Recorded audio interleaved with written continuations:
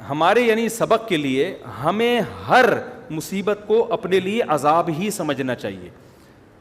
یہ شریعت کی تعلیم ہے, چاہے حقیقت میں وہ عذاب ہو یا نہ ہو, ہمیں یہ سمجھنا چاہیے. میں اس ایک مثال سے سمجھاتا ہوں. جب کراچی کے حالات خراب ہوئے تھے نا, تو علماء بہت کہہ رہے تھے یہ بدعمالیاں جن کی سزا مل رہی ہیں بالکل ٹھیک بات تھی, یہ بدعمالیوں کی سزا. اور یہ جو سیلاب آیا ہے اس میں جو میں کہہ رہا ہوں نا کہ یہ ضروری نہیں کہ عذاب ہو, تو یہ بھی ضروری نہیں کہ عذاب نہ ہو, عین ممکن ہے کہ یہ کیا ہو, عذاب بھی ہو.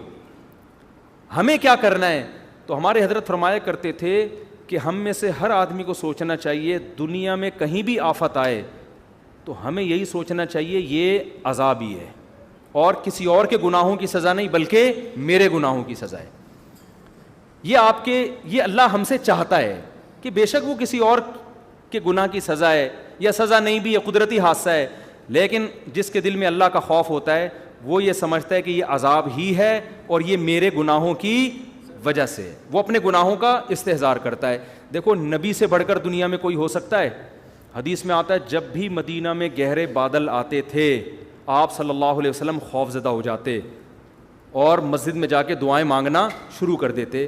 حالانکہ گہرے بادل آنا کیا ہے, نیچرل ہے, اور نبی سے تو کوئی گناہ ہوتا ہی نہیں ہے, لیکن جس کے دل میں تقوی اللہ کا خوف ہوتا ہے نا, وہ تو نبی یہی سمجھتے تھے. پھر نبی جا کے دعا مانگتے, اے اللہ تو نے مجھ سے وعدہ کیا ہے کہ جب تک میں ان کے درمیان موجود ہوں تیرا عذاب نہیں آئے گا.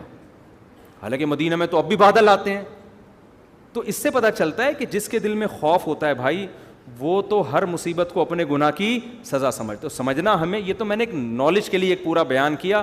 جب کراچی کے حالات خراب ہوئے تھے, بہت قتل و غارت ہو رہا تھا, حضرت بار بار ہمیں نصیحت کرتے تھے کہ دیکھو یہ گناہوں کا عذاب ہے جو کہ کسی اور کے گناہوں کا عذاب.